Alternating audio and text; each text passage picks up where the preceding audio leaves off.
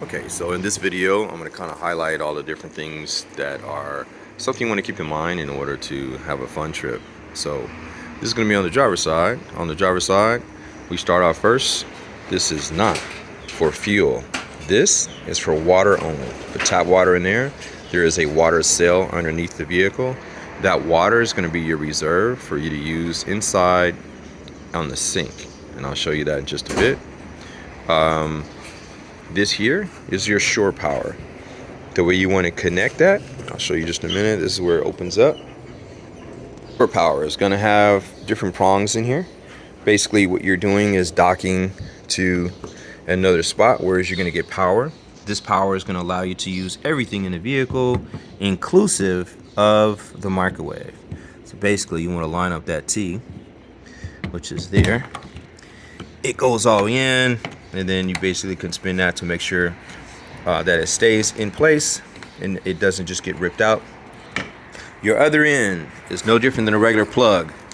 You're going to plug this into a regular outlet, and again, everything inside the vehicle is now functional. Microwave, refrigerator, the lights, and everything. You're not using the battery in the inside, which is right on the other side of the wall. This is where your fuel goes, and this is going to be unleaded fuel. We can put 87, and that's fine. Your height is roughly 8 feet and 5 inches. So you want to be cognizant of that as you go through drive-throughs, or maybe not. I recommend you not, so that way you don't get caught. But you are 8 feet 5 inches high. Okay, probably a little bit more because there are solar panels on top. So you certainly want to consider maybe 9 feet as a comfortable height for the vehicle. Inside the vehicle, everything is as usual. Lights, door switches, locks, things of that nature. You do have Bluetooth. So if you turn on your Bluetooth to any Android or iPhone, you can look up CarKit. And CarKit will connect you to the radio. It should be able to use phone and, of course, the music. You have speakers in the front and up there at the top, which also function in the rear. Your backup camera, there is a recording device for front view and rear view. It is dormant right there. It's set to go off after a couple minutes. Should you want to reverse or go backwards, you will simply tap it and it'll come alive just as such. And sometimes it'll be at the other view. That is the back view, which you'll be able to see traffic in the back. Notice in the top left hand corner you see record. It is recording at all times for front and rear. Center channel is disconnected, so you know it's kind of changed everything here. So all your speakers are going to be either in the door, the tweeter up top, and then your speakers in the back for whomever's in the back to enjoy things. In the center you have a console. So you're welcome to put things in the inside. Here, this folds down. Use that as a cup holder, which I like, and then this opens up too to put whatever you like in the inside. And that's how that works.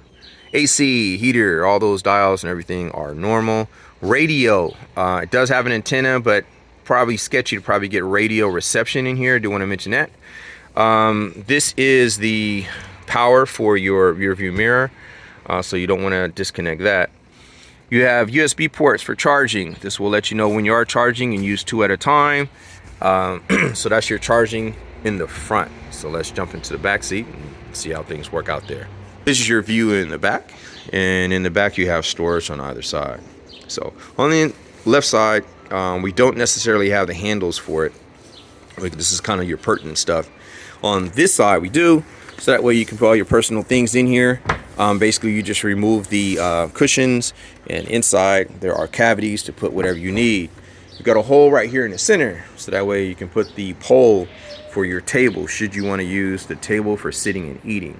Everything that you see here, or that is to be placed here, is up on the top, so that way you can easily access that and put that in place. The other panels, in order for you to use to have this to fold out as a bed, is also the tabletop. It basically just slides in the center here, and there's 2 smaller panels that can be used to complete the process, so that way you have your support in the center, and it's kind of a queen size area.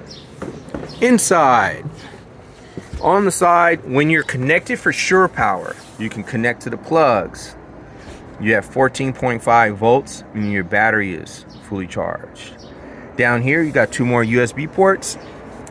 You also have whatever you want to plug in for a cigarette lighter, whatever components you might have. It'll tell you your voltage too. The way you activate everything is pulling that on. You see 14.3, 14.5, everything kind of lines up. This switch down here at the bottom is your on switch for everything here. So your refrigerator, microwave, things of that nature that you want to use. Right now we are running off of a battery that is right behind the little box there. And so you would use that as you're on your trip. It should last you a couple of days. Aside from that, when that's also on, your water is on. There's a little switch here. Switch there. Water should be on. 1 second.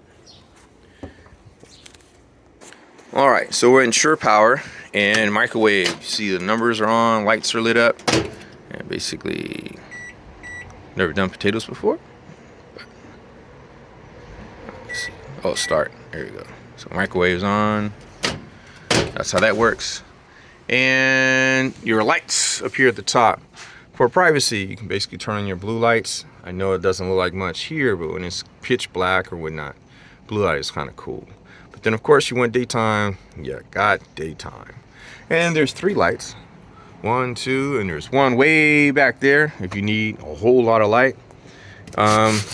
Ventilation, got ventilation there. And there's your tabletop. And then these are your other 2 pieces that are gonna fit in the center in order to make the bed in the center. Included, got a heater here should you want to use that, and then your butane stove, and then of course your sleeping bag or some other blankets and whatnot. So window on that side too. These are your other components that slide forward. They stay in the bracketry all the way up to here. So should you fit or have kids or whatnot, perfectly safe and sturdy up here at the top for those that want to sleep up here. And then of course you have sleeping at the bottom. I think that kind of concludes everything. Underneath the sink you have fire extinguisher and a few other cleaning goods, things of that nature you might want to use along the way for the trip. And that basically is it. When you lock the doors, they lock all of the doors for the van, so side doors and the rear. Kind of want to make sure you do that. Make sure that everything is intact and safe. And if there's any questions, you can always feel free to reach out. You can always contact me too. I'm at 310-874-3121 or Jill at 562-746-1081. Thank you.